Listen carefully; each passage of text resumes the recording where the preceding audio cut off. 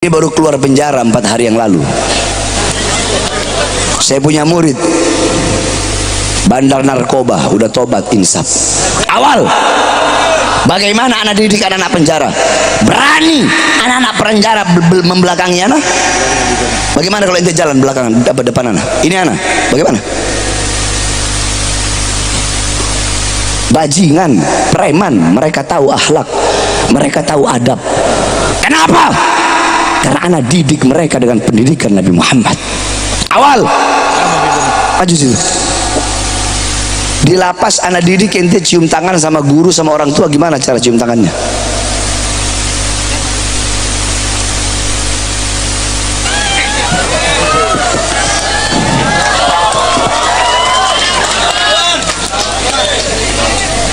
Dia hafal 130 hadis.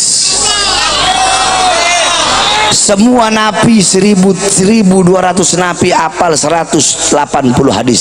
Cuma dia baru 130 karena sibuk ngurusin anak. Baru bebas 4 hari lalu.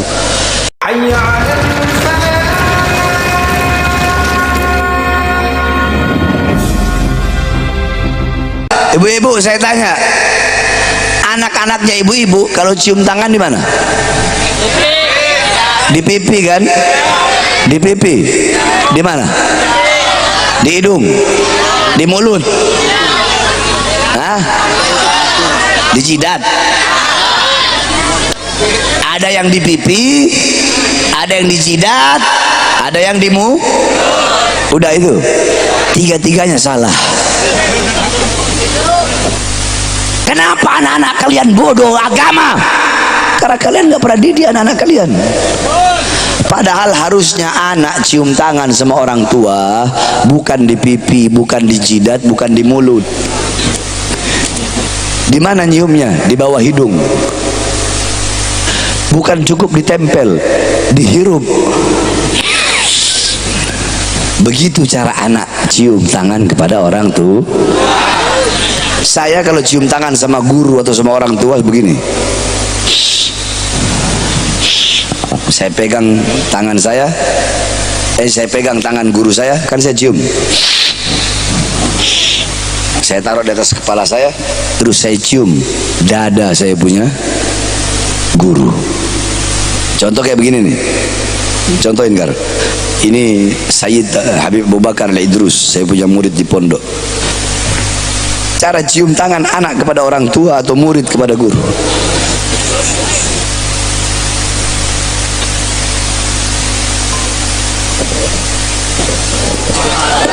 Kenapa? Karena kami mendidik murid-murid kami dengan pendidikan baginda Nabi besar Muhammad. Saya tanya anak ibu-ibu, anak bapak-bapak, kalau jalan pernah nggak kalau jalan depan bapak-bapak, ibu-ibu lagi duduk begini atau lagi berdiri, terus jalannya mundur? Enggak kan? Dibelakangi kan? Dibelakangi kan? Kenapa? Karena kalian nggak pernah didik anak-anak kalian. Bakar, anak ada di sini Kar. Anak lagi duduk di sini. Ente habis ngasih kopi ke anak. Terus ente mau pergi. Bagaimana cara ente jalan depan anak?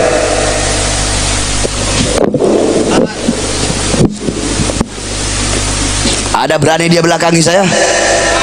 Ada berani? Ini baru keluar penjara 4 hari yang lalu. Saya punya murid bandar narkoba, udah tobat insaf. Awal bagaimana anak didik anak-anak penjara? Berani anak-anak penjara membelakangi anak?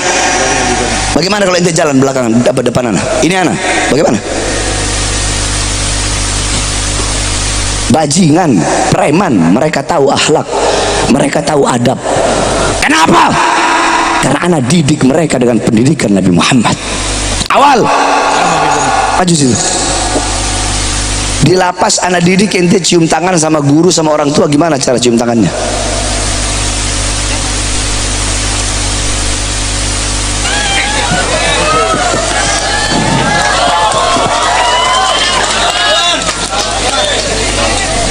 Dia hafal 130 hadis.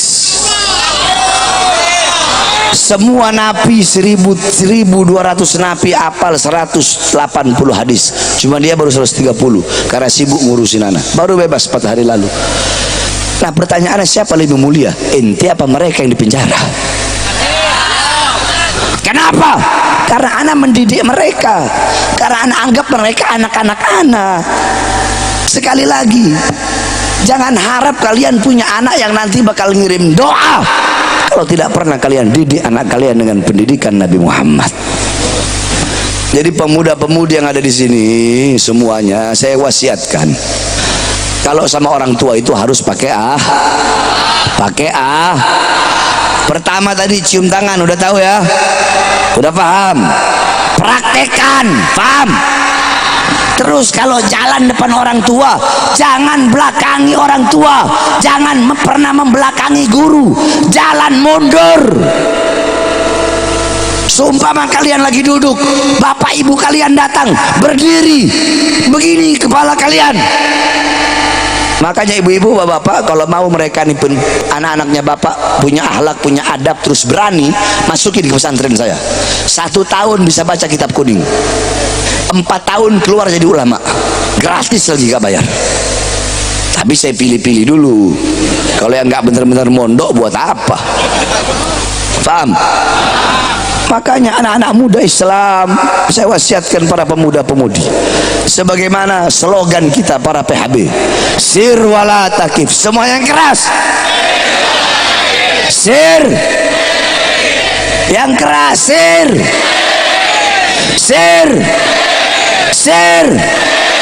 ikuti saya, sir wala takif, maju terus, jangan pernah mundur, jangan berhenti sampai mati, berjuang untuk agama, bangsa, rakyat, negara. Jangan berhenti sampai mati, jangan mundur walaupun harus hancur.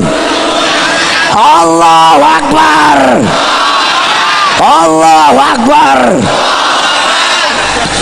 Oleh karenanya, wahai pemuda-pemudi Islam, berjuanglah untuk agama, bangsa, negara, rakyat. Saya tanya, apa yang telah kalian perjuangkan? Apa yang telah kalian korbankan untuk Islam, untuk agama, untuk bangsa? Apa? Pernah kalian diborgol tangan kalian, diborgol perut kalian, diborgol kaki kalian?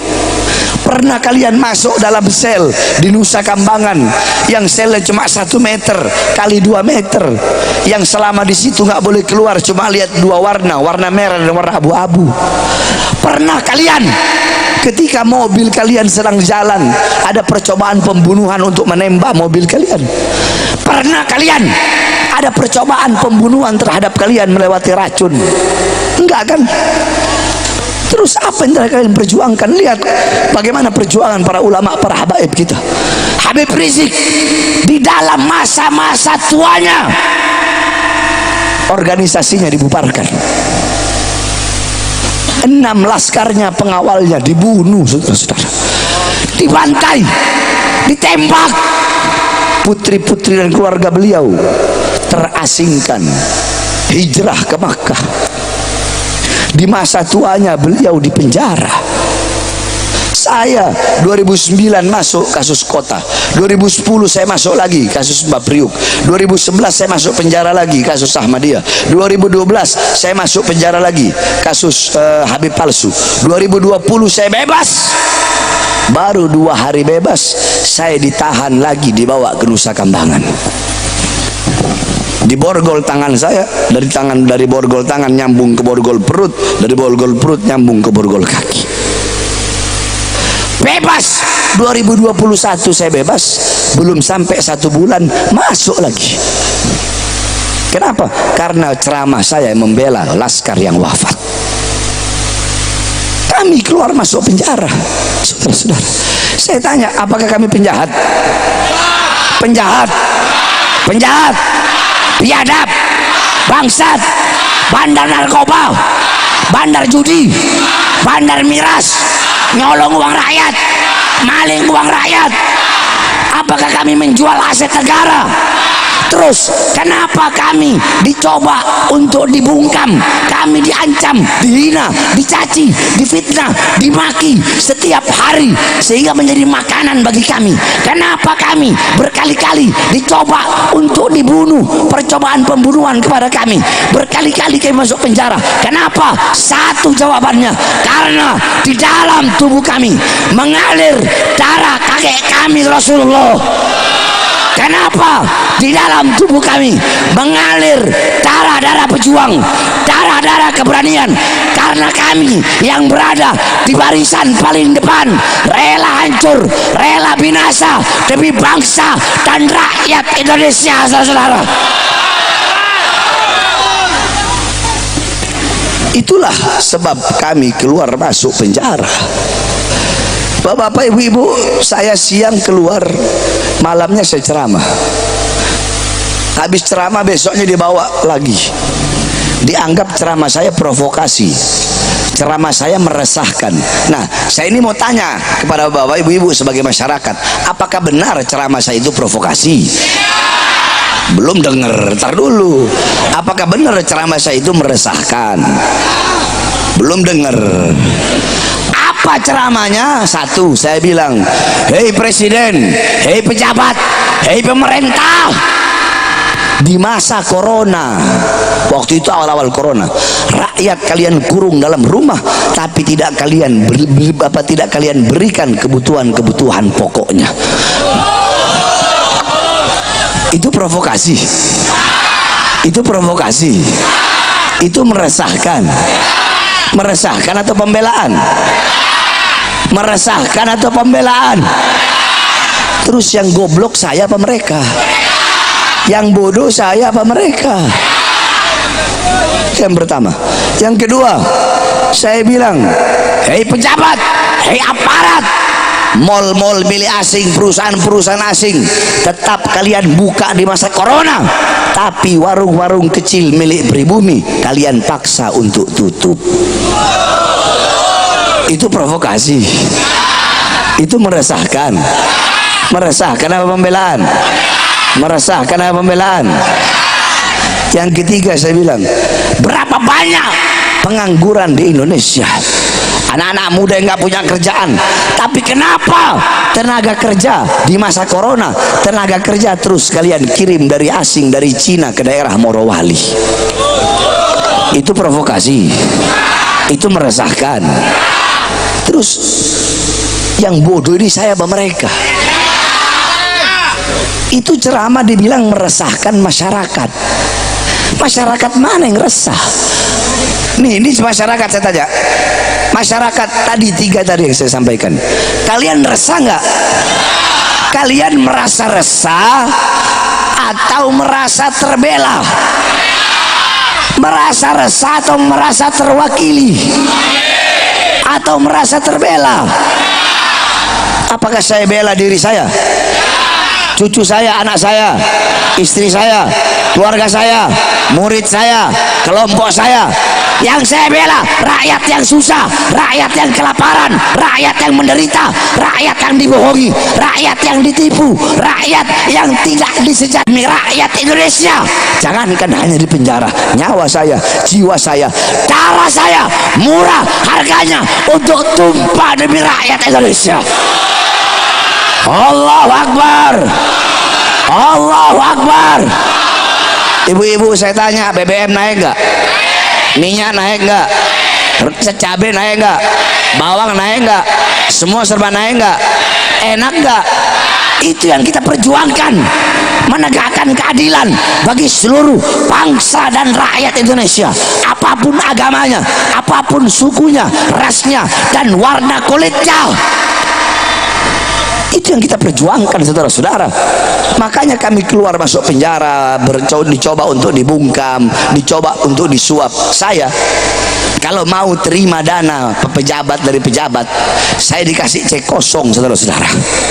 Habib mau berapa ratus miliar, berapa triliun, berapa puluh triliun, terserah. Yang penting tolong Habib jangan ceramah. Itu towing mobil udah masuk di depan pesantren saya, mobil Cadillac yang harganya 15 miliar masuk, saya tolak mentah-mentah. Kenapa? Saya tidak bisa dibeli, saya tidak bisa disuap. Nyawa, jiwa saya serahkan untuk agama, bangsa dan rakyat Indonesia. Makanya saya sampaikan, hei kalian para pejabat, para pemerintah, para aparat, jangan sombong sama pangkat, betul.